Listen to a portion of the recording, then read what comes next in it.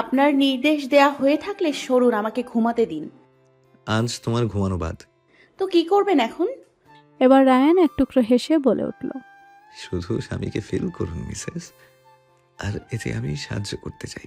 বলে গলায় মুখ গুজে ছোট ছোট চুমুতে ভরিয়ে তুলল। নিশাদ শুরুতে একটু বিরক্ত হলেও ধীরে ধীরে স্বামীতে মজে উঠল। রায়ান গলা ছেড়ে বইয়ের ওষ্ঠে চুম্বনে লিপ্ত হলো। ওই চুমুতে যেন কতদিনের দূরত্ব মিটিয়ে দিতে চাইল। একটা সময় দুজন এলোমেলো হলো। তীব্র বাসনা জাগলো মনে, তা পূরণ করতে একে অন্যতে ডুব দিল দুজন। সন্ধ্যা গড়িয়ে রাতে ঠেকতেই বাড়ির পথে রওনা হলো ছেলেটা। কিছুদিন আসতেই চোখে বিঁধল একটা ফুলের দোকান। হঠাৎ মনে পড়ল বউটা তার ফুলের গাছরা ভীষণ পছন্দ করে। বইয়ের হাসি মাখা মুখ দেখার তাগিদে বাইকটা থামিয়ে ফুলের দোকানের দিকে এগিয়ে গেল। সেখান থেকে দুটো বেলি ফুলের গাছরা সাথে দুটো সাদা গোলাপ ফুল কিনে নিজের সঙ্গে নিয়ে নিল। এটা দেখলে নিশ্চয়ই মেয়েটার চোখ মুখ দিয়ে খুশির ঝিলিক দেখা দেবে। মেয়েটা এমন কেন যে একটুতেই খুশি হয়? ভাবনার মাঝেই নিজেদের বাসার নিচে এলো। এটা সেই প্রথমে ভাড়া নেওয়া বাসাটা নয়, এটা অন্য, যা আগের বাসার তুলনায় অনেকটাই ভালো। যতদিন পেরোচ্ছে নিজের কিছুটা উন্নতি সাধন করতে পারছে, ততই মেয়েটাকে ভালো কিছু দেওয়ার প্রয়াস করে যাচ্ছে। সে আর এখন সেই কোম্পানিতে জব করে না, প্রমোশন পেলেও কিছুদিন আগেই ছেড়েছে। হয়তো মেয়েটার প্রার্থনায় ওপরওয়ালা খুশি হয়েছিলেন, তার ফলস্বরূপ সে এখন বিসিএস দিয়ে প্রশাসন ক্যাডারে নিযুক্ত হয়েছে। আর কটা দিন বাদেই জয়েনিং, সাথে ট্রেনিং শুরু হবে। তার আগে মেয়েটাকে নিয়ে কিছু অন্য ভাবনা ভেবেছে। এখনও তার তেমন কোনো টাকা পয়সা হয়নি, তবে মায়ের পরামর্শে শহরে ছোট একটা বাড়ি করার চেষ্টা করছে মেয়েটার জন্য। তার বাবার রেখে যাওয়া যতটুকু চাষের জমি ছিল তাই বিক্রি করে সব টাকা নিতু বেগম তুলে দিয়েছেন ছেলের হাতে। তবে বাড়ির জায়গায় বিক্রি করেননি। ওনার ইচ্ছে বাকি জীবন তিনি স্বামীর ভিটেতেই কাটাবেন। তবে মাঝে মাঝে এসে ছেলে পুত্রবধূর কাছে থাকেন, যেমন এখনও ছেলের বাসাতেই আছেন তিনি। তাদের এই ছোট পরিবারটা খুশি। উপরে এসে দরজায় বেল বাজাতেই দরজা খুলে দিলেন নিতু বেগম। ছেলেকে দেখে মিষ্টি হাসি উপহার দিলেন। নির্ভর মাকে দেখতে পেয়ে মিষ্টি হেসে নিজের সাথে নিয়ে আসা একটা গাছটা আর একটা ফুল মায়ের দিকে এগিয়ে দিয়ে বলল, এই নাও, তোমার বৌমার জন্য এনেছিলাম, সাথে তোমার জন্য নিয়ে এলাম। না হলে বউয়ের একার জন্য আনলে তুমি যদি আবার খোটা দাও এই ভয়ে। শেষ করে জোরে হেসে উঠল নির্ভর। নিতু বেগম চোখ রাঙিয়ে ধমক দিয়ে বললেন, পাজি ছেলে, কবে তোমাকে বা তোমার বউকে ধমক দিয়েছি? আর এসব দিয়ে আমি কি করব? যাও, দুটোই মেয়েটাকে দিয়ে আসো। ফুলটা তো রাখো আম্মু। বিপরীতে ছেলের কথা শুনে নিতু বেগম কথা না বাড়িয়ে গোলাপটা নিজের জন্য রেখে দিলেন। বাকিগুলো নিয়ে নির্ভর নিজেদের রুমের দিকে অগ্রসর হলো। রুমে প্রবেশ করতেই দেখলো মেয়েটা বই নিয়ে বসে আছে। মেয়েটা অনার্স শেষ করে মাস্টার্সে উঠেছে। নির্ভর হেঁটে গিয়ে বাজটা দুটো আর ফুলটা মেয়েটার সামনে রেখে টেবিলে হেলান দিয়ে দাঁড়ালো। অর্থি টের পেয়ে তাকালো স্বামীর পানে। মিষ্টি হেসে শুধালো, এত দেরি হলো কেন আসতে? বন্ধুদের সাথে একটু আড্ডা দিয়েছিলাম। আসতে কি খুব দেরি করে ফেলেছি? জানতে চেয়ে শুধালো নির্ভর। অতি হাস্যবদনেই মাথা নেড়ে না বুঝিয়ে মুখে উচ্চারণ করল। যান, ফ্রেশ হয়ে আসুন, তারপর আমরা খাবো। আম্মুর নিশ্চয়ই ক্ষুধা লেগেছে। নির্ভর মেনে নিল। এগিয়ে গেল ওয়াশরুমের দিকে। আর অর্থি বই বন্ধ করে রেখে এগিয়ে গেল ডাইনিং রুমের দিকে। শাশুড়িকে ডেকে দুজন মিলে খাবারের আয়োজন করলো। নির্ভর আসতে তিনজন একসাথে খেতে বসলো। খাওয়া শেষ করে অর্থির সব গুছিয়ে রেখে রুমে আসতে নির্ভরের স্বর ভেসে এলো ব্যালকনি থেকে। অর্থি, বেলকনিতে আসো তো। ডাক পেয়ে অর্থি সেদিকে এগিয়ে গেল। ব্যালকনিতে এসে উপস্থিত হতেই নির্ভর মেয়েটার একটা হাত টেনে নিয়ে নিজের সম্মুখে অন্যদিকে মুখ করিয়ে দাঁড় করিয়ে দিল। অর্থি কোনো কথাই বলল না। নির্ভর মেয়েটার চুলগুলো ছেড়ে দিয়ে তাতে নিজের নিয়ে আসা দুটো গাছরা একসাথে পরিয়ে দিল। গোলাপটা কানের পাশে গুজে দিল। চুলের উপর একটা চুমু খেলো নির্ভর। অর্থি প্রফুল্ল হেসে স্বামীর পানে ঘুরে তাকিয়ে দুহাতে গলা আঁকড়ে ধরল। চঞ্চল কণ্ঠে শুধালো, আজ এত ভালোবাসা দেখাচ্ছেন যে? নির্ভর দুহাতে বইয়ের কোমর আঁকড়ে নিজের অনেকটা নিকটস্থ নিয়ে এসে নাকে আলতো নাক ঘষে প্রশ্ন করল, কেন, অন্যদিন বুঝি ভালোবাসা দেখাই না? তা তো দেখান, তবে আজ একটু বেশি বেশি মনে হচ্ছে। মনে হলে আর কি, বেশি বেশি দেখাচ্ছি। বলে নির্ভর ঝুঁকে অর্থের কপালে একটা চুমু খেলো। তারপর তাদের মাঝে কিছুক্ষণের নীরবতা চলল। সে নীরবতা ভেঙে নির্ভরই আগে ডেকে উঠল। অর্থি। হুম। অর্থির সাড়া পেয়ে নির্ভর অকস্মাৎ আবদার করে বলে উঠল, আমাদের সংসারে এখন একটা ছোট্ট প্রিন্স বা প্রিন্সেস আসা দরকার, বলো। বিয়ের পর এই প্রথম বোধহয় ছেলেটা তার কাছে থেকে কিছু চাইলো। এতে তার অমত নেই, শুধু কিছু একটা ভেবে বলল। আর কিছুদিন যাক প্লিজ। অসম্মতির কারণ কি বুঝতে না পেরে নির্ভর বলে উঠল। তুমি কি এই জন্য রাজি নও যে তোমার স্বামী এখনো তেমন সচ্ছল হতে পারেনি? যদি এমন হয় তাহলে বলবো, এখন একটা সন্তান প্রতিপালন করার মতো স্বনির্ভরতা আমার হয়েছে অর্থী। আর বিয়ের তো কম দিন হলো না। স্বামী ভুল বুঝতে পেরে অর্থী ব্যতিব্যস্ত স্বরে আওড়ালো। এসব কি ধরনের কথা? আমি কখন আপনাকে নিয়ে এসব ভেবেছি যে আজ ভাববো? আমার স্বামীর যথেষ্ট আছে, আর সে আমাকে যতটুকু দেয় তা অন্য কেউ দিতে পারে কিনা জানি না। আমি এতে ভীষণ খুশি, বিশ্বাস করুন। তাহলে বাচ্চা নিতে সমস্যা কোথায়? তৎক্ষণাৎ নির্ভরের প্রশ্ন পেয়ে অর্থী জবাবে বলে উঠল। বাচ্চা নিতে আমার কোনো সমস্যা নেই। আমি তো বলতেই চেয়েছিলাম আর কটা দিন আছে আমার পড়া শেষ হতে। এতদিন যখন পার হলো তখন আর একটু না হয় দেরি করলাম। এবারে কারণ বুঝতে পেরে নির্ভর বোঝানোর স্বরে বলল। আই থিঙ্ক আমাদের এখন থেকে ট্রাই করা উচিত, তারপর আল্লাহর যা ইচ্ছে। যদি তোমার পড়াশোনার আগে বাচ্চা এসে যায় তো টেনশন নেওয়ার কোনো কারণ নেই। আম্মু আমি সামলে নেব। জবাবে অর্থী এক টুকরো হাসি উপহার দিয়ে উচ্চারণ করল। ঠিক আছে, আপনার যা ইচ্ছে। জবাব পেয়ে নির্ভর অর্থীকে ঘুরিয়ে পেছন থেকে জড়িয়ে ধরে মেয়েটাকে নিজের বক্ষ মাঝে স্থান দিল। দুজনেই চোখ রাখলো খোলা আসমানে। নির্ভর অর্থীর কানের সাথে মুখ লাগিয়ে ফিসফিসে উচ্চারণ করল। তোমার জন্য একটা সারপ্রাইজ আছে সোনা। সারপ্রাইজ? অর্থী বিস্মিত হয়ে মাথা হালকা ঘুরিয়ে তাকালো। নির্ভর ওই আঁখি দুটিতে প্রশ্ন বুঝতে পেরে নিজেই হেসে বলল। এতগুলো দিন আমাদের বিয়ে হলো, অথচ একবারও হানিমুনে গেলাম না। তাই আমরা কাল হানিমুনে যাচ্ছি। বেবি আনার নতুন কার্যক্রম না হয় সেখান থেকে শুরু করব আমরা। বলে হেসের মাত্রা বাড়িয়ে দিল। অর্থী কতক্ষণ অবাক হয়ে তাকিয়ে থেকে পরক্ষণে নিজেই উৎফুল্ল হয়ে শুধালো। সত্যি? তা কোথায় যাচ্ছে আমরা, বলুন না প্লিজ। এটা সারপ্রাইজ সুইট হার্ট। তবে আমরা একা নই, আমাদের সাথে অন্য কেউ যাচ্ছে। অন্য কেউ? পুনরায় বউকে অবাক হতে দেখে নির্ভর সহস্যে আওড়ালো। অন্য কেউ। কাল সকালেই দেখতে পাবে। স্বামী কিছুর উত্তর দিবে না বুঝতে পেরে আর কোনো প্রশ্ন করল না। অপেক্ষা করলো সকালের জন্য। পুনরায় স্বামীর থেকে চোখ সরিয়ে চোখ রাখলো দূর আকাশে। চোখের সামনে যেন ভেসে উঠল তাদের 3.5 বছরের বিবাহিত জীবন। সে বড় মুখ করে একদিন পরিবারকে বলেছিল এই ছেলেটা তাকে সুখে রাখবে, আর সে সত্যি প্রমাণ হয়েছে। যখন তাদের কাছে কিছুই ছিল না তখনও ভালো ছিল, আর এখনও ভালো আছে। এর কারণ কি?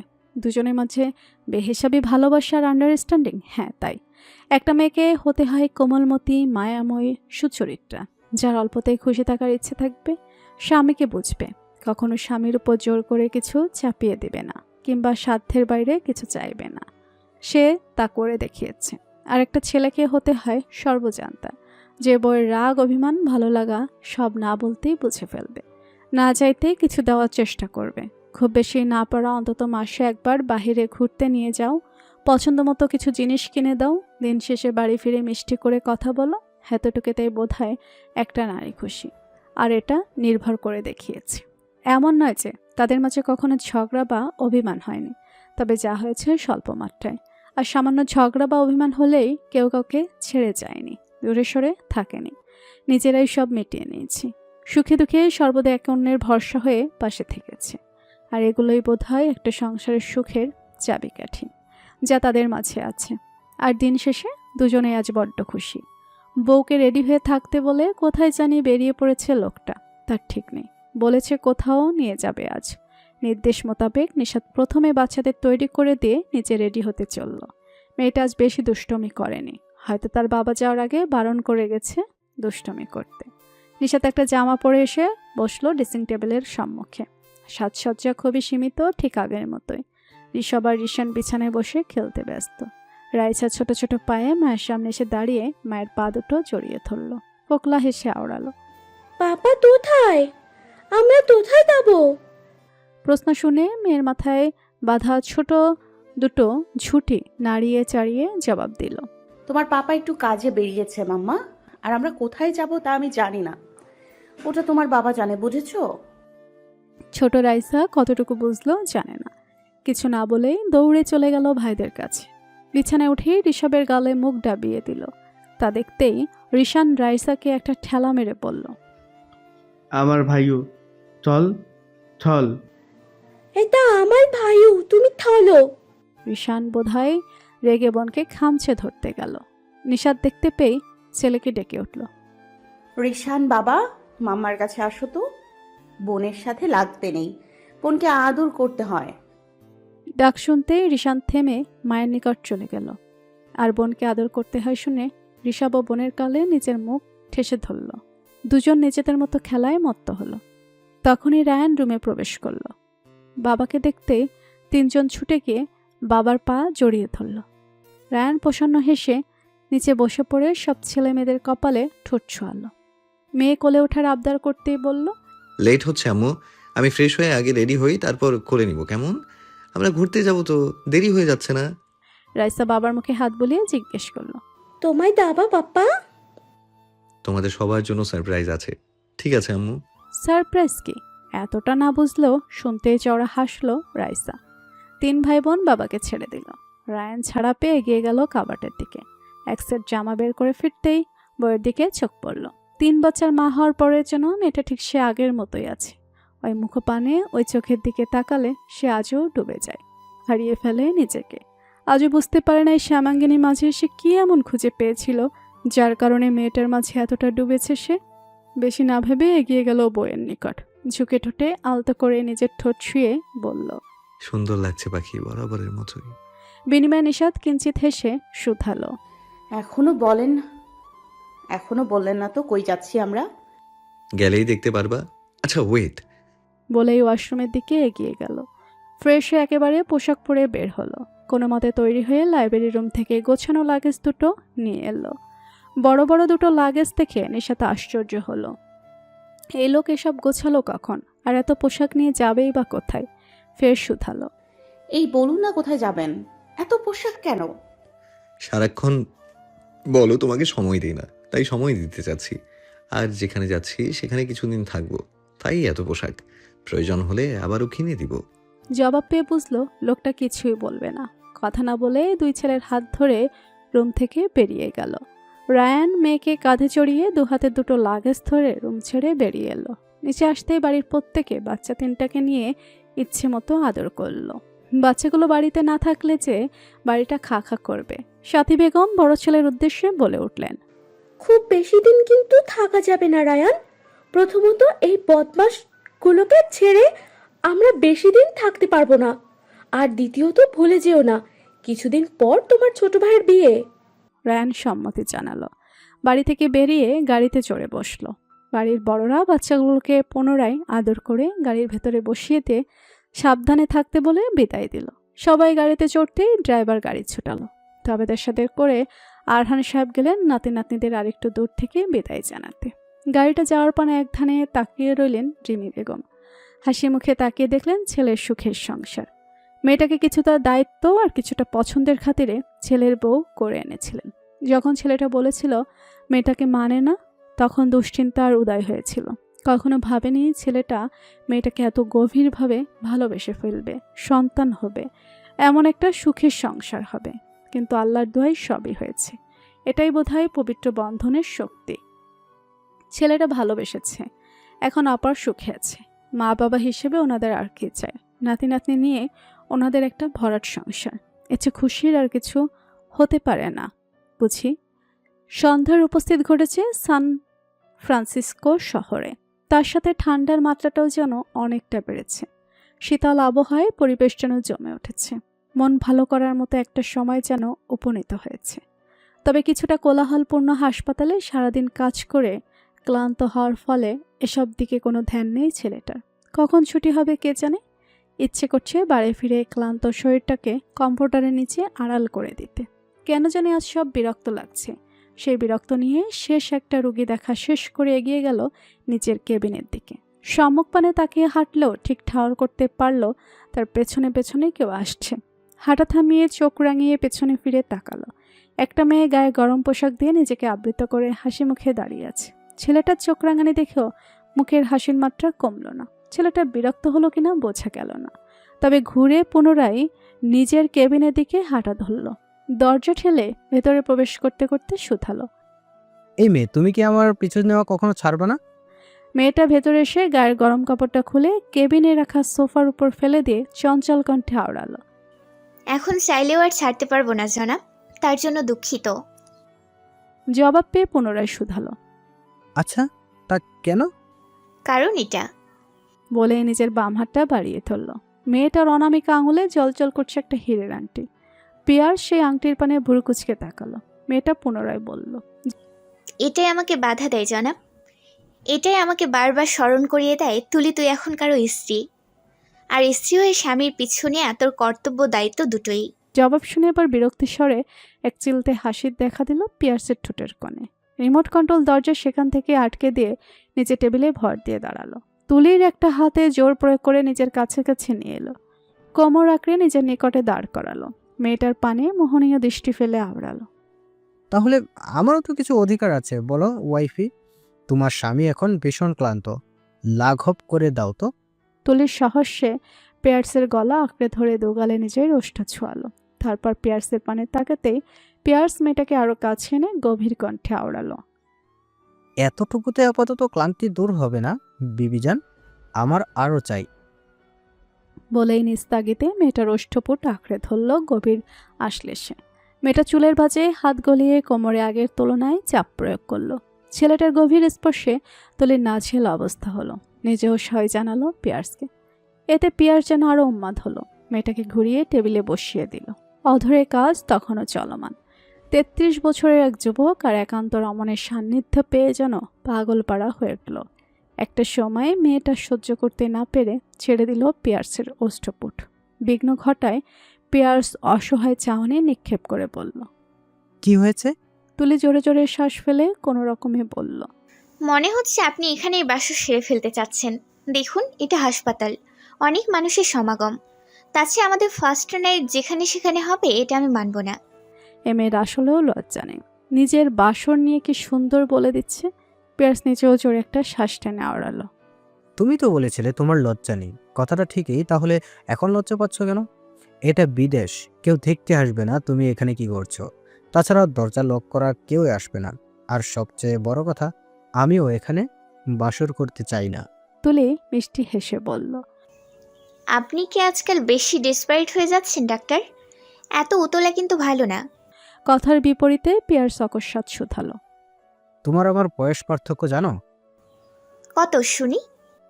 কম হলেও 13 বছর। সময় মতো বিয়ে করলে এখন আমার 13 বছরের একটা মেয়ে থাকতো। পিয়ার্সের কথা শুনে তুলি ফিক করে হেসে উঠল। চঞ্চল কণ্ঠে আওড়ালো, তাহলে 13 বছর আগে আমাকে বিয়ে করে নিতেন। এখন এই বয়সের একটা মেয়ে থাকলে মা আমি দুজন একসাথে প্রেম করে বেড়াতাম। এই মেয়ের এই দুষ্টমি কথাবার্তা বোধহয় কখনোই কমার নয়। পিয়ার্স ভুরু কুচকে বলে উঠল, 13 বছর আগে তোমার মেয়ে জন্ম দেওয়ার ক্ষমতা ছিল না মেয়ে, তুমি নিজেই একটা বাচ্চা ছিলে।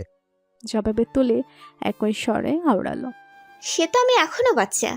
পিয়ার্স এবার দীর্ঘশ্বাস ছেড়ে তুলির সামনে থেকে সরে যেতে যেতে বলল, সবই আমার কপাল যে একটা বাচ্চাকে পেয়েছি বউ হিসেবে। বয়স বাড়ছে, বউ আমি একই শহরে থাকি, কিন্তু কপাল দেখো, বউকে ছেড়ে দূরে থাকতে ইচ্ছে। বাসর তো দূর, ঠিক করে একটা চুমু পর্যন্ত খেতে পারি না। তুলি ফট করে শোধালো।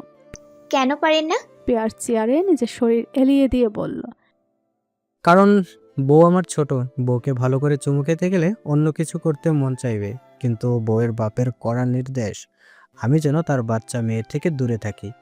এই তোমার বাপের কোনো দয়া মায়া নেই? আমার বউ, আমি যা খুশি করব, উনি বাধা দেওয়ার কে? শেষ কথাটা কিছুটা বিরক্তি আর রাগ নিয়ে আওড়ালো। তুলি শুনে হাসতে হাসতে টেবিল থেকে নেমে পিয়ার্সের কোলে এসে বসে পড়ল। পিয়ার্স আরও বিরক্ত হলো এতে। এই মেয়ে তার সিচুয়েশনেই বুঝে না। এর মাঝে তুলি আওড়ালো, মেয়ের বাবা বাধা দিলেও মেয়ে তো আর দিচ্ছে না, তাহলে সমস্যা কোথায়? মেয়েটার চঞ্চলতা পিয়ার্সের বিরক্তকে পুনরায় দূরে ঠেলে দিল।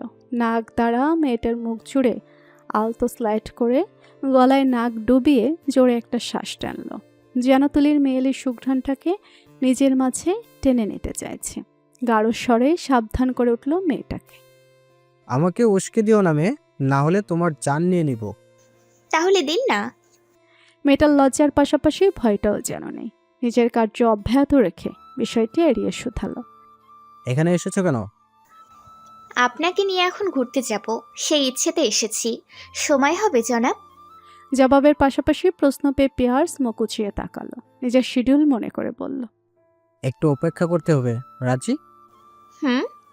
দুজনের মাঝে নীরবতা নেমে এলো। পেঁয়াজ চোখ দিল নিজের কৃতকার্যের দ্বারা ফুলে ওঠা মেয়েটার ওষ্ঠ পানে। পুনরায় যেন নিজের মাঝে নেশা জাগলো মেয়েটাকে কাছে পাওয়ার। অকস্মাৎ নিজের ডান হাতের বৃদ্ধাঙ্গুল ছল মেয়েটার ওষ্ঠে। তুলি শিহরিত হয়ে আঁখি মুদে নিল। পেঁয়াজ সে বন্ধ চোখের পানে একবার তাকিয়ে পুনরায় অধর পানে তাকিয়ে শুধিয়ে উঠল। এ পর্যন্ত আমরা কটা কিস করেছি তুলি? এই প্রশ্নে এবার বোধহয় তুলি কিছুটা লজ্জা পেল, তবে তা বুঝতে দিল না। নিজের সহজাত স্বভাবে ফিরে এসে চোখ মেলে হাত গোনার ভান করে বলল, অগণিত বার। বলে একটু হাসলো। পিয়ার্স মেয়েটাও চোখে চোখ রেখে বলল, মিথ্যে বলো না, খুব জোর 3-4টা খেয়েছি। আপনিও মিথ্যুক। বলে দুজনেই কিঞ্চিত হাসলো। তুলি দুহাতে শক্ত করে পিয়ার্সের গলা আঁকড়ে ধরল। বিমোহিত দৃষ্টি ফেলে তাকিয়ে রইল বাদামি রঙা মণিযুক্ত নয়ন যুগলের পানে। পিয়ার্সও তাকিয়ে রইল ডাগর ডাগর চোখ দুটোর দিকে। দুজনেই হারালো যেন অন্য জগতে। এর মাঝে পিয়ার্স হাসকি স্বরে উচ্চারণ করল, চলো বেবিজান, আমরা সংখ্যাটাকে আর একটু বাড়াই। বলে মুখটা এগিয়ে নিয়ে যেতে ধরল। তুলি অকস্মাৎ বাধা দিয়ে একটা শুষ্ক ঢোক গিলে শুধিয়ে উঠল, আমাকে ভালোবাসেন জনাব? এমন একটা প্রশ্ন শ্রবণ করতেই থেমে গেল পিয়ার্স। বাধা পড়ায় বিরক্ত হলো নাকি পুরনো কোনো স্মৃতি চোখের সামনে ভেসে উঠল তা বোধহয় সে নিজেই ভালো জানে। বিষয়টাকে এড়িয়ে যেতে চেয়ে পুনরায় মুখটা এগিয়ে নিতে নিতে আওড়ালো, আপাতত আমার দিকে ফোকাস করো তুলি, আই নিড ইউ নাও। জবাব না পেয়ে মেয়েটা বুঝি কষ্ট পেল। সর্বক্ষণ সবকিছু হাসি মুখে মেনে নেওয়া মেয়েটা আজ এই ইগনোরেন্স কেন জানি মেনে নিতে চাইল না। খুব বেশি কিছু কি সে চেয়েছে? সামান্য এক জবাব দিতে এত কিসের দ্বিধা লোকটার? তবে কি এতদিনেও সে ব্যর্থ? চেষ্টা করেও কি ছেলেটার ভালোবাসা অর্জন করতে পারেনি? অন্তঃকরণে দুঃখের উদয় হতেই ছেলেটাকে সায় না জানিয়ে নেমে দাঁড়ালো কোল থেকে। কোনো রকমে উচ্চারণ করলো, এখন ভালো লাগছে না, পরে দেখা হবে, আসছি। বলে উল্টো দরজা খুলে উল্টো ঘুরে হাঁটা ধরল। কি হয়েছে বুঝতে যেন পিয়ার্সের একটু সময় লাগলো। বুঝতেই মেয়েটাকে ডেকে নির্দেশ দিল, তুলি, এক পাও একা একা বাড়াবে না, বলে দিলাম। এই মেয়ে থামো। থামলো না তুলি, বেরিয়ে গেল চলে। তুলে যেতে পিয়ার জোরে একটা পাঞ্চ মারল টেবিলে। নীরব কক্ষটায় ভেসে উঠল তার দীর্ঘশ্বাসের শব্দ। যেন এর সাথে বেরিয়ে এলো কিছু জমানো আক্ষেপ, কিছু না বলা কষ্ট। ধরণীতে সন্ধ্যার আগমন ঘটলেও বা রাত নামলেও তা বোঝার সাধ্যই থাকে না। সন্ধ্যা নামতেই শহর হয়ে ওঠে আলোকময়। চারিপাশে পাহাড়, রাস্তার পাশে পাম গাছের সারি, সব মিলিয়ে যেন সৌন্দর্যের ছড়াছড়ি সান ফ্রান্সিসকো শহরে। এই শহরে আছে বিখ্যাত গোল্ডেন গেট, যা দর্শন করতে ছুটে আসে হাজারো দর্শনার্থী। এই শহর বড় বড় তারকাদের জন্য বিখ্যাত। এখানে সবার ব্যক্তিগত জীবন, কারো জীবনে কেউ হস্তক্ষেপ করতে আসে না। রাতের শহর উপভোগ করতে সবাই বেরিয়ে পড়ে যার যার মতো করে। নেই ততটা শোরগোল। আধুনিক জীবনযাপন পরিলক্ষিত হয় এমনই এক শহরে 1 বছরের বেশি সময় ধরে থাকছে পিয়ার্স। আপনজনদের ছেড়ে প্রিয় মানুষটাকে ভুলতে দেশ ছেড়ে এই শহরে নিজের ঠিকানা বানিয়ে নিয়েছে। বড় এক হাসপাতালে চাকরি নিয়ে নিজের ব্যস্ততা বাড়িয়েছে। একাকী লড়াই করেছে নিজের সাথে। দিন শেষে কতটুকু সফল হতে পেরেছে তা নিজেও জানে না। ভালো হয়েছে সে, তবুও দিন শেষে কোথাও একটা শূন্যতার দেখা মেলে। বেশিরভাগ সময় একাই কাটিয়ে দেয়। হাসপাতাল আর বাসায় তার গন্তব্য। খুব কম সময় সে পরিচিতদের সাথে বা নিজের আপুর সাথে সময় কাটিয়েছে। আজও তেমনই একটা ব্যস্ততম দিন পার করেছে পিয়ার্স। অনেকটা ক্লান্ত বটে। সন্ধ্যাক্ষণেই ছুটি মিলেছে। হাসপাতালের পোশাক ছেড়ে অন্য একটা পোশাক পরে হাসপাতালের করিডোর বেয়ে এগিয়ে এলো। একেবারে নিচের ফ্লোরে এসে রিসেপশন পেরিয়ে দরজার দিকে এগিয়ে যাবে, অকস্মাৎ কারোর সাথে হালকা ধাক্কা লাগলো। পিয়ার্স মনে করলো সেই বোধহয় আনমনে হাঁটতে গিয়ে ধাক্কাটা লেগেছে। তাই সরি বলার জন্য পিছু ঘুরে তাকাতেই চোখ থমকে গেল। এসে কাকে দেখছে? এই মেয়ে এখানে কেন? অবাক হয়ে উচ্চারণ করলো, তুমি এখানে? মেয়েটা গুরুগম্ভীর ভাব বজায় রেখে বলল, আমি মানে? আমাকে কি আপনি চেনেন? আর এমন ধাক্কা দেওয়া কি আপনার স্বভাব নাকি? দেখে চলতে পারেন না? পিয়ার যেন আরও অবাক হলো। মেয়েটা তাকে চিনতে পারছে না নাকি না চেনার ভান করছে। বুড়ুকুচকে শোধালো, চিনেও নাচানোর ভান করছো নাকি মেয়ে? পরিচয়টা অল্প দিনের হলেও আমার কিন্তু চিনতে একটু ভুল হয়নি। তাকে মনে রেখেছে ভেবে কি একটু ভালো লাগলো। তবুও মুখের ভাব একই রেখে আওড়ালো, আজব, আপনি আমাকে কিভাবে চেনেন? আমি তো আপনাকে চিনি না। পিয়ার্সের এত অভিনয় ভালো লাগলো না। এই মেয়ে এখন নাটক করছে, একটু পরে নিজেই ছুটে আসবে কথা বলার জন্য, না আসলেও সমস্যা নেই ভেবে উচ্চারণ করলো। ওকে, সরি মিস তুলি, আমারই ভুল, আসছি। বলে ঘুরে আবার হাঁটা ধরল। তুইল তীক্ষ্ণ চোখে সেদিকে পান তাকালো। সে একটু মজা করতে চাইলো, হে লোকটা তাও করতে দিল না। এতদিন পরে দেখেও বুঝি একটু কথা বলার ইচ্ছে জাগেনি। তার তো কথা বলার ইচ্ছে আছে ভেবে পিয়ার্সের পিছে ছুটে ডেকে উঠল। আজব মানুষ আপনি ডাক্তার, এতদিন পর দেখলেন অথচ একবার জানতে চাইলেন না আমি কেমন আছি। আচ্ছা শুনে যান, আমি ভালো আছি। তুলির কথা শুনে পিয়ার্সের ঠোঁটের কোণে আলতো হাসি ফুটল। বিদেশের মানুষ বাংলা না বুঝলেও তুলির দৌড় দেখে আর উচ্চস্বরে কথা শুনে সবাই মেয়েটার পানে ঘুরে তাকালো। তবে সেদিকে তুলির কোনো ধ্যান নেই। পিয়ার্স থেমে তুলির পানে তাকিয়ে বলে উঠল। তাহলে আমাকে চিনতে পেরেছেন মিস? তুলি মুখ লুটকে মাথা নাড়ালো। তা দেখে পিয়ার্স আর একটু হেসে বলল। তাহলে চলো বাইরে কোথাও বসে কথা বলা যাক। তুলি যেন খুশিতে হাওয়ায় উঠল, এক বাক্যে মেনে নিল। আলোকিত রাতের শহরের শীতলতায় ঘেরা একটা আলো ঝলমলে ক্যাফেতে বসলো দুজন। দুটো কফি অর্ডার দিয়ে পিয়ার্স তুলির পানে তাকিয়ে শুধালো। এখন বলো কেমন আছো? এই পর্যায়ে তুলি মুখটাতে কিছুটা ব্যথা ফুটিয়ে আওড়ালো। যেমনটা আপনি রেখেছেন। আচ্ছা আমার কথা কি আপনার একবারও মনে পড়েনি? এড়িয়ে গেল পিয়ার্স, ইতিউতি করে শুধালো। তা হঠাৎ এইখানে কি মনে করে? পিয়ার্সকে এড়িয়ে যেতে দেখে তুলির খারাপ লাগলো, আর কিছু বলল না তুলি। পুনরায় মুখে হাসি ফুটিয়ে জবানে জানালো এখানে একটা ভার্সিটিতে অ্যাডমিশন নিয়েছে সে। গ্র্যাজুয়েশন এখান থেকেই করার ইচ্ছে। এর কিছুটা সত্যি, তবে মেয়েটা এটা বলল না যে এখানে আসার মূল কারণ আপনি। সব শুনেও পিয়ার্সে তেমন ভাবান্তর হলো না। সেদিন অনেকটা সময় তারা একসাথে কাটালো। তুলি এটা সেটা বলে ঠিক পিয়ার্সের নাম্বারটি নিয়ে নিল। তারপর থেকে শুরু হলো তাদের জীবনের নতুন অধ্যায়। যেমন পিয়ার্সের ব্যস্ত শিডিউলে কিছুটা ব্যস্ততা কমিয়ে মেয়েটার সাথে মাঝে মাঝে কফি খেতে যাওয়া, সুযোগ পেলে এখানে সেখানে ঘুরতে যাওয়া, তবে সবই তুলে নিজের তাগিদে। সে এমনভাবে বায়না জুড়ে দিত যে পিয়ার্স অসম্মতি জানানোর সুযোগই পেত না।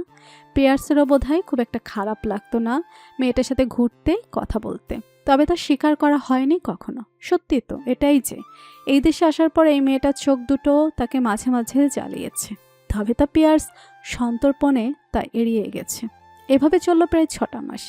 একসাথে চলতে চলতে দুজনে যখন অনেকটা ফ্রি হয়ে গেল, একে অপরের সাথে একটু বেশি সময় কাটাতে লাগলো, তখন একদিন হঠাৎ করেই তুলি অন্যরূপে পিয়ার্সের সামনে ধরা দিল। চঞ্চল মেয়েটা সেজে গুজিয়ে এসে মুখে লাজুক ভাব ফুটিয়ে সামনাসামনি একদিন বলে উঠল।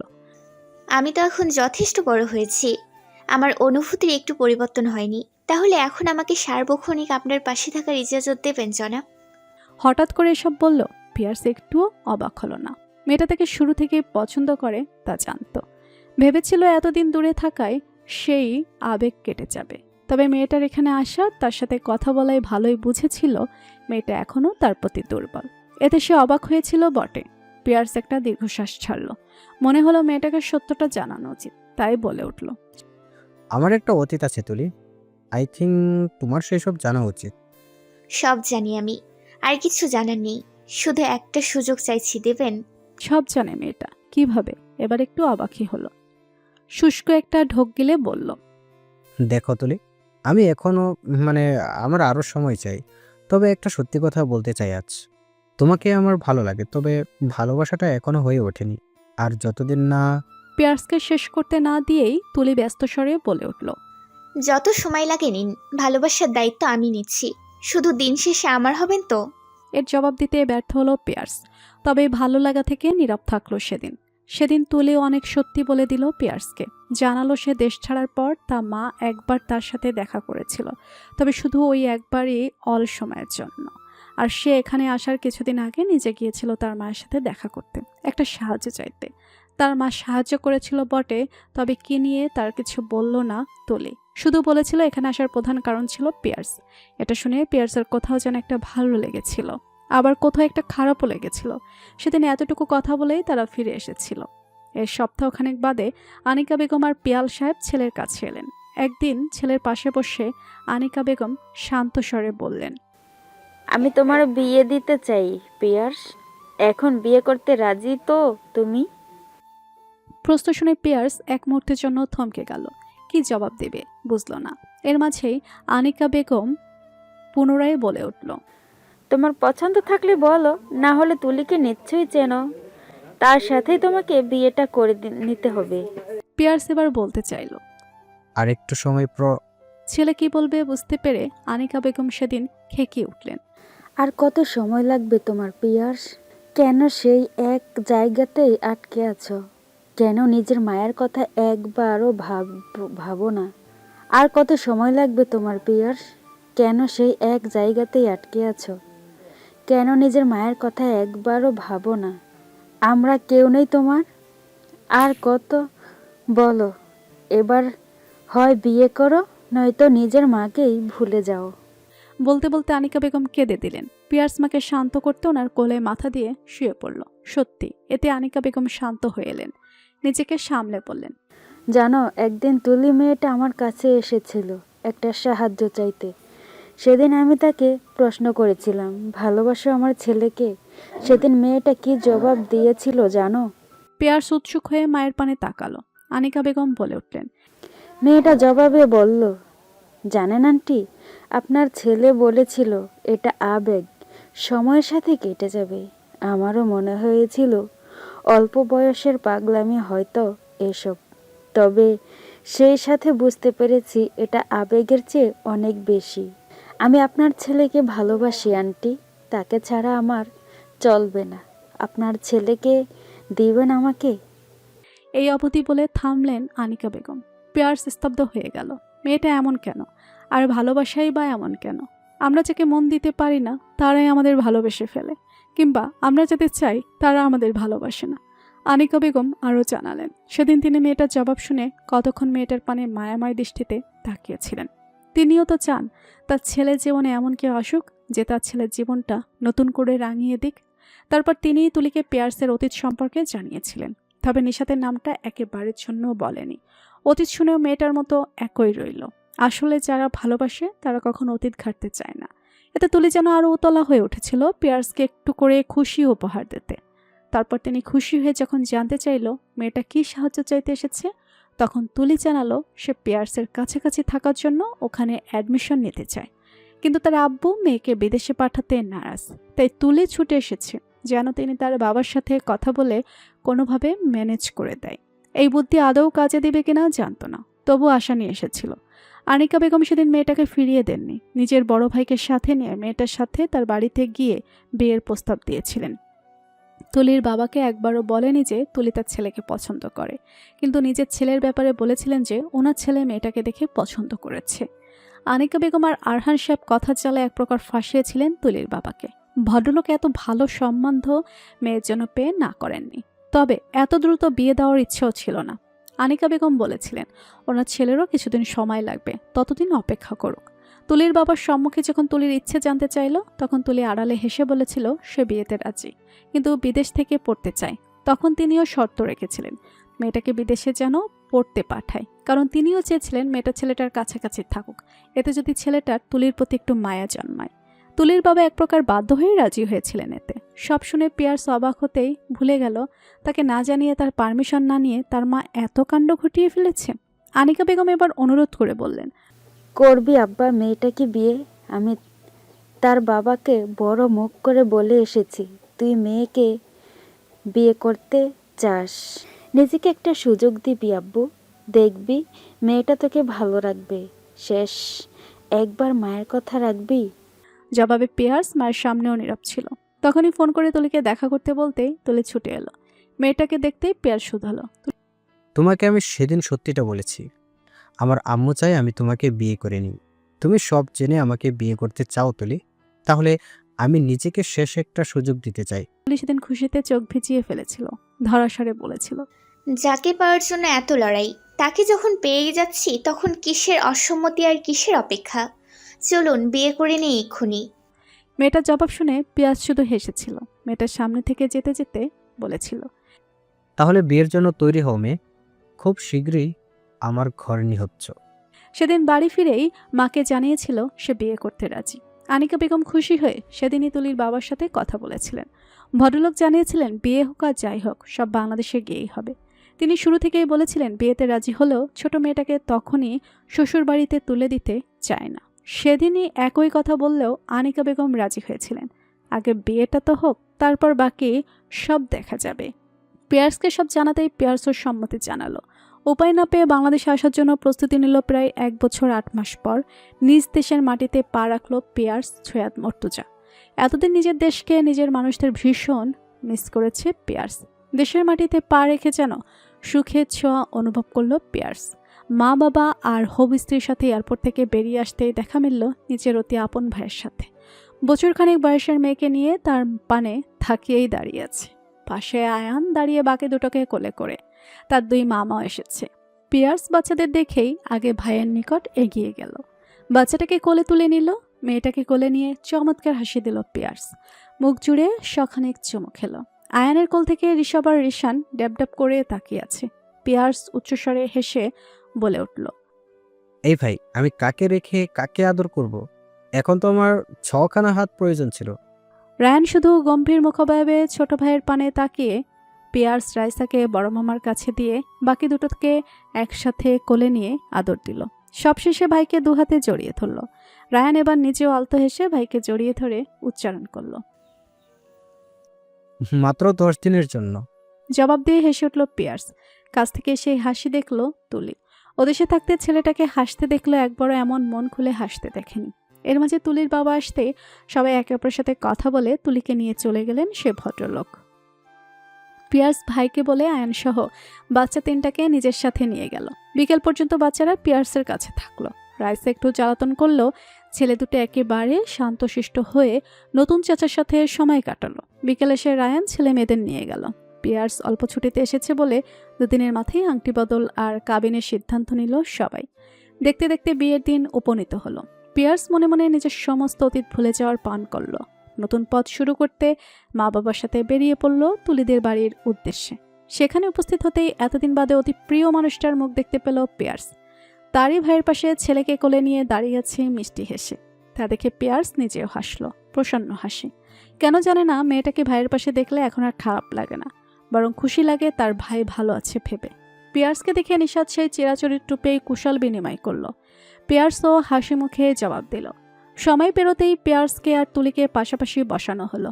মেয়েটার চোখ মুখ জুড়ে খুশির ঝিলিক স্পষ্ট ফুটে উঠেছে। পিয়ার্স চোখ বুজে নিজের মতো কিছু ভেবে চোখ মেলে তুলির হাতে আংটি পরিয়ে দিল।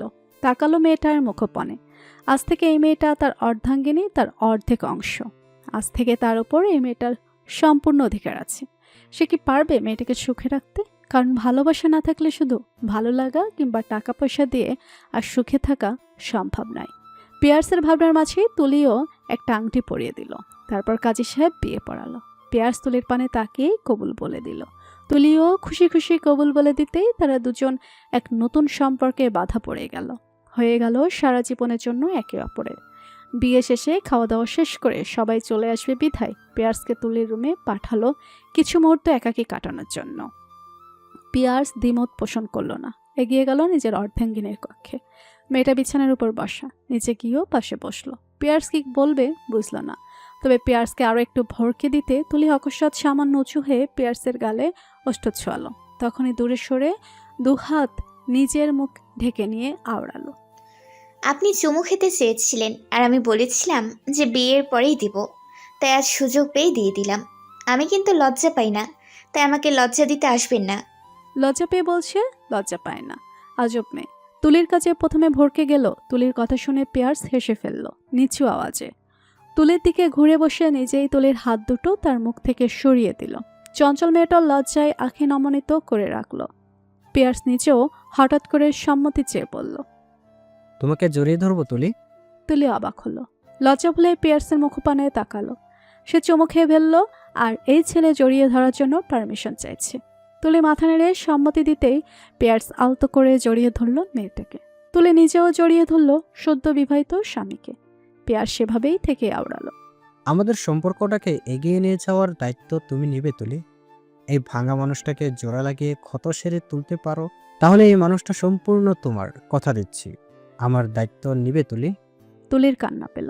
মানুষটা বুঝি খুব কষ্ট পেয়েছে। সেও চেষ্টা করবে ছেলেটার সব কষ্ট ভুলিয়ে দিতে। সম্মতি জানিয়ে চঞ্চলা স্বরে জবাব দিল, এটা তো আমার স্ত্রীগত অধিকার জনাব। আপনি তো আমাকে শুধু অর্ডার দেবেন আর মাঝে মাঝে একটু আদর দিয়ে দেবেন। মেয়েটার বাচ্চামো কথায় পিয়ার্স নিজেও হাসলো। মেয়েটাকে ছেড়ে দিয়ে কপালে ওষ্ঠ ছুঁয়ে আওড়ালো। তাহলে বাচ্চামি না করে ভদ্র হয়ে থেকো। আমি এখন আসছি, পরে আবার দেখা হবে। ভালো থেকো, ওকে? তুলির মন খারাপ হয়ে গেল। এই তো তাদের বিয়ে হলো, আর ছেলেটা এখনই চলে যাবে, কি আর করার ভেবে বিদায় জানালো তুলি। পেয়ার্স উঠে নিজের পরিবারের সাথে চলে গেল নিজের নববিবাহিতা বউকে ছেড়ে। পরের সময়টা খুব দ্রুতই কেটে গেল। বউকে নিয়ে একদিন মামার বাড়িতে কেটে গেল। চঞ্চল আর খোলা মনের মেয়ে বিধায় তুলির কারোর সাথে মিশতে কোনো অসুবিধাই হলো না। তারপর 2-1 দিন একটু একটু সময় কাটালো দুজন। চোখের পলকে 10টা দিন পেরিয়ে যেতেই নিজের বউকে সাথে নিয়ে আবার বিদেশে ফিরে এলো পেয়ার্স। তবে জায়গা হলো আলাদা আলাদা, কারণ আসার আগে তুলির বাবা 1000বার করে বলে দিয়েছে দুজন যেন এক জায়গায় না থাকে। পড়াশোনা শেষ করার আগে তিনি মেয়েকে উঠিয়ে দিবেন না। শুরুতে এটা পিয়ার্স মেনে নিয়েছিল, তবে দুজন দূরে থাকলেও মেয়েটা নিয়মিত ফোন করে ছেলেটার খোঁজ নেওয়া, সময়ে সময় দেখা করা, হালকা ঘোরাঘুরি, কিছুটা একান্ত সময় অনেকবারই কাটিয়েছে তারা। এভাবেই কেটেছে তাদের পরবর্তী সময়। তবে এ সময় পিয়ার্সের মাঝে এসেছে অনেক পরিবর্তন, যা বোধহয় সম্ভবই হয়েছে সে বাচ্চা মেয়েটার জন্য। ছেলেটার দুঃখ ভোলাতে যা প্রয়োজন হয়েছে সব করেছে মেয়েটা। এতে বোধহয় কৃতজ্ঞ পিয়ার্স নিজের অর্ধাঙ্গিনীর ওপর। তার মনে একটু একটু করে জায়গা করে নিয়েছে মেয়েটা। বিয়ের এতদিনেও মেয়েটা কখনো অভিযোগ করেনি। মেয়েটা যেন এক টুকরো সুখ হয়ে ধরা দিয়েছে তার ভঙ্গুর জীবনে। পুনরায় রঙিন করতে এসেছিল, আর মেয়েটা তাতে সফলও হয়েছে। ধীরে ধীরে তাদের মন কাছাকাছি এলেও শারীরিক দূরত্ব এখনও রয়েই গেছে তাদের মাঝে। দরজায় নক করার শব্দ হতেই ধ্যান ছুটল পিয়ার্সের। নিজের অবস্থান দেখল, এখনও সে চেয়ারটাতেই বসে আছে। মাথা খারাপ হয়ে গেছে নাকি তার? বউ তার রাগ করে চলে গেছে আর সে এখনো বসে? ভাবতেই তড়িঘড়ি উঠে দাঁড়ালো। সোফায় চোখ পড়তেই দেখলো মেয়েটা সে গরম কাপড়টাও নিয়ে যায়নি। সে জলদি মেয়েটার পোশাক নিয়ে ছুট লাগালো বাইরের দিকে। হাসপাতাল ছেড়ে বাইরে আসলো, মেয়েটাকে চোখে পড়ল না। দ্রুত রাস্তায় হাঁটা দিল। হাসপাতালের ভেতর থেকে বাইরে বেশি শীতলতায় ছেয়ে আছে। রাস্তার দুপাশ জুড়ে ছোট ছোট পাইন গাছের সারি। এই রাস্তাটা কিছুটা নির্জন, ফলস্বরূপ রাস্তায় খুব একটা গাড়ি চলতে দেখা যাচ্ছে না। থেকে থেকে 2-1টা দেখা মিলছে। আকাশে মস্ত বড় এক খণ্ডিত চাঁদ ঝুলে আছে। তার চারিপাশে ঘিরে আছে লক্ষাধিক তারকারাজি। পাহাড় ঘেরা এই রাস্তায় যেন সৌন্দর্যের ঢল নেমেছে। সেদিকে ধ্যান নেই পিয়ার্সের। সে তার রমণীকে খুঁজতে ব্যস্ত। দ্রুত পায়ে অনেকটা রাস্তা এগিয়ে আসতেই চোখে পড়ল একান্ত নারীটিকে। একটু থেমে ডেকে উঠল, এই তুলি, শুনছো? থামো প্লিজ। তুলি শুনল, তবে পায়ের গতি রোধ করল না। তখনও তাদের মাঝে দূরত্ব অনেকটাই। পিয়ার্স পায়ের গতি আরও কিছুটা বাড়িয়ে ডেকে উঠল, আরে বাবা থামো তো, আমার কথাটা তো শোনো প্লিজ। এবার তুলি থামল। পেছনে না ঘুরেই উচ্চস্বরে উচ্চারণ করল, বলেছি না এখন ভালো লাগছে না। পিছু পিছু কেন আসছেন? যান আপনি। বলে আবার হাঁটা শুরু করলো। পিয়ার্স হার মেনে বলল, তোমার সাথে আমার কথা আছে, শুনে তারপর যাও। এখন আমার কথা বলার মুড নেই। পিয়ার্স থেমে দাঁড়ালো। গলার আওয়াজ তুলে বলল, তুমি না চাইলেও শুনতে হবে। এই মেয়ে, তুমি কি বুঝো না কেন আমি আজকাল তোমাকে ছাড়া এক মুহূর্ত থাকতে পারি না? কেন তোমাকে কাছে পাওয়ার জন্য এত উতলা হই? বুঝো না একটু?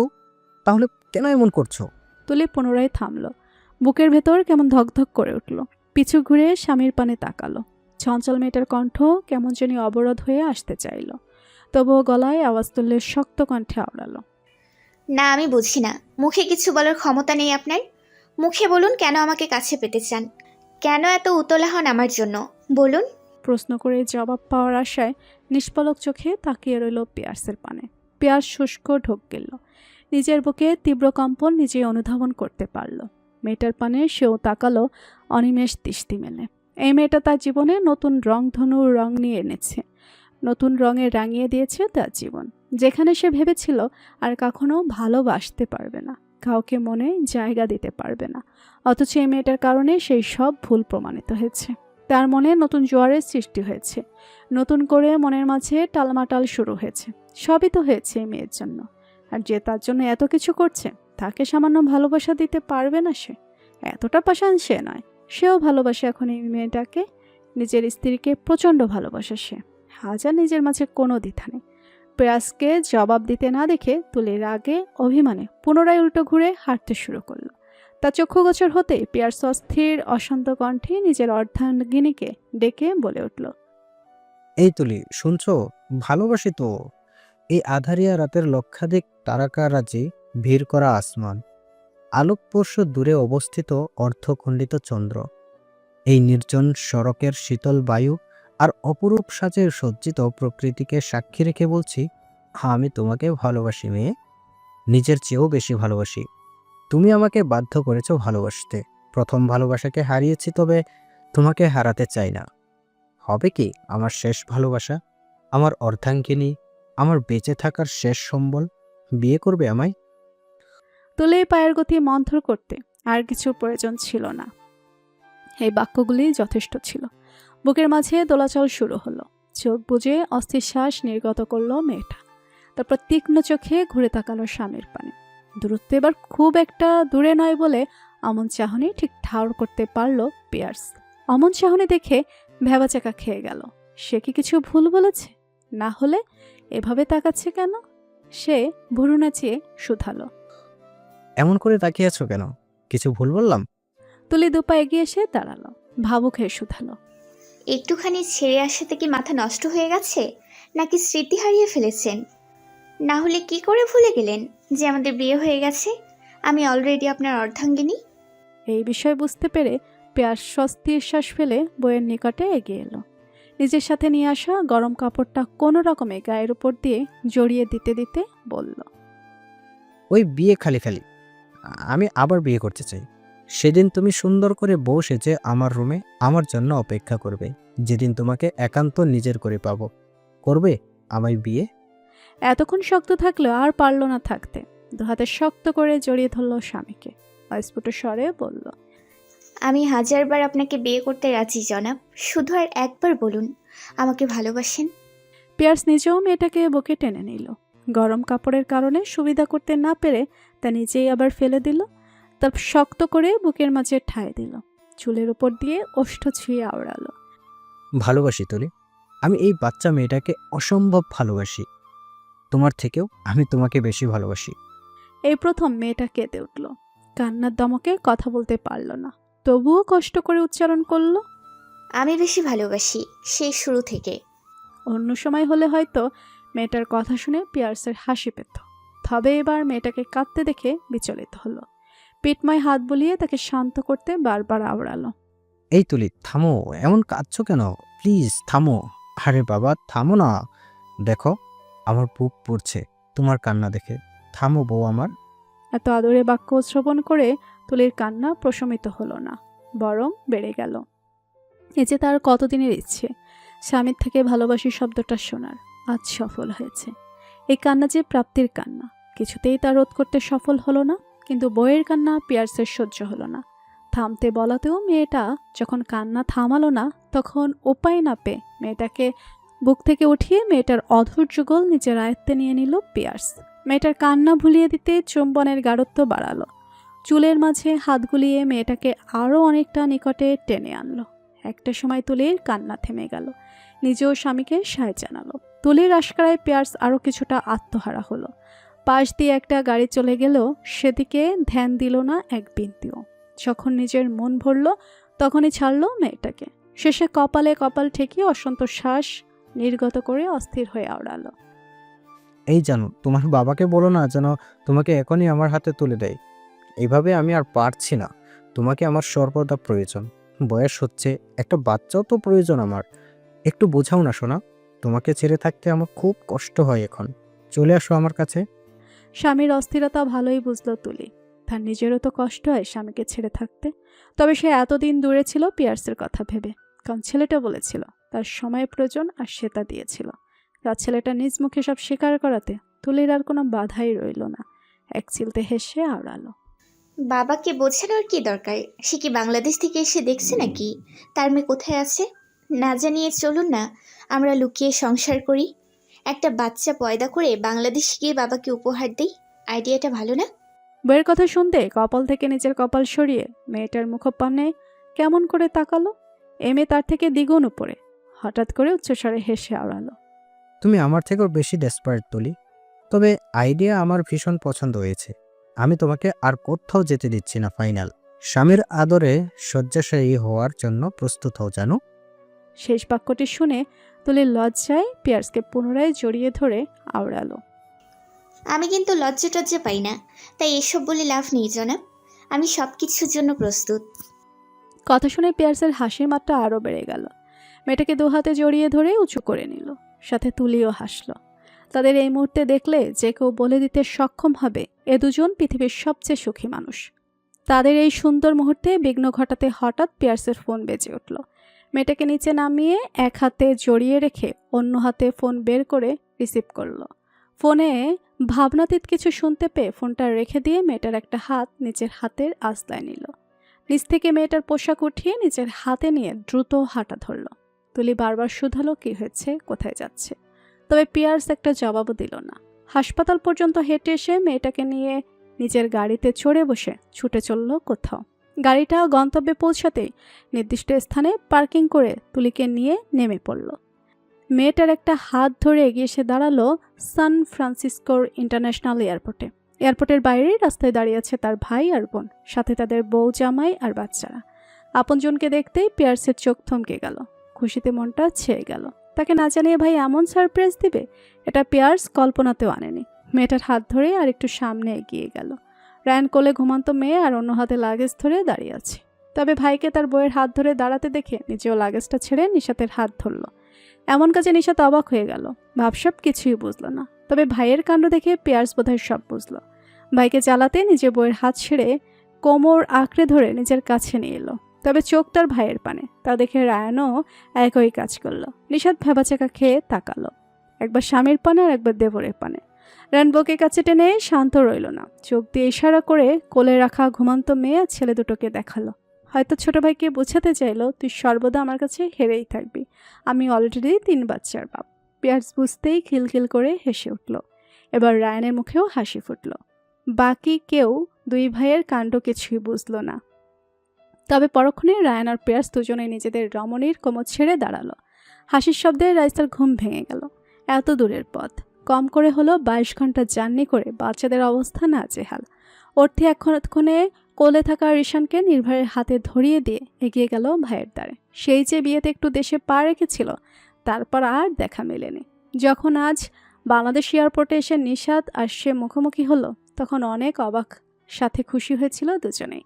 সেই খুশির মাত্রা আরও বেড়েছিল যখন শুনেছে তারা ভাইয়ের কাছে আসছে। অর্থি খুশিতে ভাইকে জড়িয়ে ধরল, ধরাসরে শুধালো, কেমন আছো ভাইয়া? তুমি খুব খারাপ, বোনের কথা একবার মনেও করো না। একটাবার দেশে গেলে কি হয়? নির্ভর বোনকে আগলে নিয়ে হেসে বলল, তোকে দেখতে পেয়ে এখন ভীষণ ভালো আছি। তুই কেমন আছিস বল? নির্ভর তোর খেয়াল রাখে তো ঠিক মতো? না হলে এখনই বল, তোকে ধরে আমেরিকানদের সাথে বিয়ে দিয়ে দিচ্ছি। ভাইয়ের কথা শুনে অর্থি হেসে উঠল, মাথা নেড়ে বলল, ভালো আছে ভাইয়া, তোমাকে আর কষ্ট করে ছেলে খুঁজতে হবে না। তোমাদের ভয়ে সে আমার যথেষ্ট খেয়াল রাখে। জবাবে পিয়ার্স হাসলো। অর্থি ভাইকে ছেড়ে দিয়ে ভাবির সাথে কথা বলায় মত্ত হলো, আর পিয়ার্স এগিয়ে গেল বাকিদের দিকে। কাছাকাছি যেতেই চোখ দিল এক সময়কার অতি প্রিয় মানুষটার দিকে। আজ আর মেয়েটাকে দেখে মনের কোণে কষ্টেরা উকি দিল না। তবে মেয়েটার নাম আজও মনের কোথাও একটাও স্পষ্ট ফুটে আছে। তা জীবন থেকেও যাবে বোধহয়, তবে মেয়েটাকে নিয়ে আর ভাবে না। এখন যে তারও কেউ একান্ত আপন আছে, আর তার সাথে সে সুখী। তুলে আজ পর্যন্ত কখনো মেয়েটার নাম জানতে চায়নি, আর সেও বলেনি, আর কখনো বলবেও না। তাদের সম্পর্কেতে কখনো অস্বস্তি দেখা না দিক, শুধু সবাই ভালো থাকুক। পেঁয়াজ স্বাভাবিকভাবে নিশাতের সাথে কুশল বিনিময় করলো, নির্ভরের সাথেও কথা বলল। তার কোলে 2 ঘুমন্ত বাচ্চা, বেচারার বোধহয় মরিমরি অবস্থা। পেঁয়াজ একটাকে কোলে তুলে নিতে চাইল, তখন রাইসা আধো আধো স্বরে ডেকে উঠল, মেদো বাবা। পেঁয়াজ থেমে দাঁড়ালো। সামনাসামনি পাকা ডাক শুনে কি যে ভালো লাগলো। ছেলে মেয়েগুলো তাকে মেজো পাপা বলে ডাকে, তাদের বাবাই এসব ডাক শিখিয়েছে বোধহয়। রোজ ভিডিও কলে কথা হয়, এজন্য এতক্ষণ সামনে থেকে দেখে রাইসা চেনার চেষ্টা করছিল, আর চিনতে সফল হতেই ডেকে উঠেছে। পিয়ার্স এগিয়ে আগে ভাইয়ের কোল থেকে মেয়েকে কোলে তুলে নিয়ে আদরে ভরিয়ে দিল, কাতুকুতু দিল। রাইসা খিলখিল করে হেসে উঠল। রায়ান মেয়েকে নির্দেশ দিল, লিটল বার্ড, মেজো পাপাকে আদর দাও তো। শুনতেই রাইসা মেজো পাপার গালে মুখ চেপে ধরল। পিয়ার্স খুশিতে মেয়েকে বুকে চেপে ধরল শক্ত করে। ইস, বাচ্চারা এত কিউট হয় কেন? পিয়ার্স এবার ভাইয়ের পানে তাকিয়ে পড়ল। এখানে আসবি একবার, জানতে পারতি। তবে সারপ্রাইজ পেয়ে আমি খুব খুশি, বিশেষ করে বাচ্চাদের কাছে পেয়ে। রায়ান ঠেস মেরে বলল, যদি বাচ্চাদের এতই মিস করিস তাহলে দেশে যাস না কেন? ভাইয়ের কথা শুনে পিয়ার্স একগাল হেসে বলল। কারণ আমার মহারানী, তাকে ছেড়ে কি করে যাই বল? রায়ান বুঝতে পেরে বলল। এর মাঝে তুলি তো একবার দেশে গেল, তখন তুই যাসনি কেন? কারণ তখন আমার কাজের চাপ ছিল। এত কথা না বলে চল এখন বাড়ির দিকে যাই। রায়ান মেনে নিয়ে সব লাগেজগুলো হেঁটে গিয়ে গাড়িতে রেখে এলো। তারপর নির্ভারি থেকে এক পুত্রকে কোলে তুলে নিয়ে সবাইকে গাড়ির দিকে আগাতে বলল। সবাই গল্প করতে করতে পায়ের গতি বাড়ালো, তবে পিয়ার্স আর রায়ান সবার থেকে একটু পেছনে পিছিয়ে। দুই ভাই দুই কোলে দুজন বাচ্চাকে নিয়ে হাঁটছে। রায়ান হঠাৎ আওড়ালো। তোর শ্বশুর বলেছে তুই এখন দেশে গেলেই তুলিকে তোর হাতে তুলে দেবে। ভাইয়ের কথা শুনতেই পিয়ার্সের একটু আগে তুলির বলা কথাটা মনে পড়ল। হেসে জবাবে বলল। কোনো প্রয়োজন নেই, বউ আমার কাছেই থাকে। শ্বশুর দূর থেকে যা করার করুক। যদি তোর শ্বশুরকে আমি বলে দেই তার মেয়ের সাথে তুই কি করছিস, তাহলে মনে কর তোর একদিনের হানিমুন পানিতে গেল। রাইসা মামনি কিন্তু আমারও বড় ভক্ত। ভাইয়ের কথার ইঙ্গিত বুঝে রায়ান দীর্ঘশ্বাস ফেলে শুধালো। ভয় দেখানো বাদ রেখে এটা বল, তুই কি আর দেশে ফিরবি না, নাকি এখানেই জীবন কাটানোর ধান্দা করছিস? পিয়ার্স ভাইয়ের পানে তাকালো, শান্ত স্বরে বলল। যতদিন তুলির গ্রাজুয়েশন কমপ্লিট না হচ্ছে ততদিন তো এখানেই আছি। এরপর সব তুলির উপর নির্ভর করছে। যা চাইবে তাই হবে। ও চাইলে পুনরায় বাংলাদেশে শিফট হব, আর তা না হলে মাঝে মাঝে বেড়াতে অবশ্যই যাব। ওকে। একটু নীরবতা চলল, অনেকটা এগিয়ে এলো। নীরবতা ভেঙে রায়ান পুনরায় আওড়ালো। আমি খুব খুশি ভাই এখন। পিয়ার্স থেমে ভুরুকুচকে ভাইয়ের পানে তাকালো। রায়ান নিজেই পুনরায় ভাইয়ের চোখে চোখ রেখে জবাব দিল। কারণ আমার ভাই সুখী আছে। ভাইয়ের কথা বুঝতে পেরেও পিয়ার্স মজা করে বলে উঠল। কেন, এতদিন বুঝি নিজের বউকে নিয়ে খুশি ছিলি না? থাপ্পড় খাবি কিন্তু। ভাইয়ের ধমক শুনে পিয়ার্স হেসে উঠল। তার হাসি থেকে কোলে থাকা ছোলো রাইসাও হাত তালি দিয়ে হেসে উঠল। পুনরায় হাঁটা ধরল দুই ভাই। আলো আধারিয়া রাস্তার উপর দিয়ে এগিয়ে চলল। তিনটা প্রেমিক যুগল, তিনটি সুখী দম্পতি, যাদের সবার গল্প আলাদা, সবার লড়াই আলাদা। তবে দিন শেষে সবাই আজ খুশি। হয়তো জীবনটা তখনই সহজ আর সুখের হয় যখন আমরা সঠিক মানুষটাকে নিজের করে পাই, সকল পরিস্থিতির পাশে থেকে ভরসা দেওয়ার মতো একটা মানুষ পাই। ভালোবাসা সুন্দর, শুধু সঠিক মানুষটার আসার অপেক্ষা। এভাবেই সুখী হোক প্রতিটি মানুষ। আপনজনের হাত ধরে এগিয়ে চলুক পুরো একটা জীবন। সুখ এসে ধরা দিক সবার জীবনে। সুখে দুঃখে একসাথে থাকুক, যেন দিন শেষে ওপরওয়ালার কাছে অভিযোগের পরিবর্তে আমরা শুকরিয়া আদায় করতে পারি। দিন শেষে গর্বের সাথে বলতে পারি, আমার একটা মানুষ আছে যে একান্তই আমার, যার কাছে আমি তার পুরো পৃথিবী, আর সেই আমার সুখ, আমার বেঁচে থাকার আশ্বাস।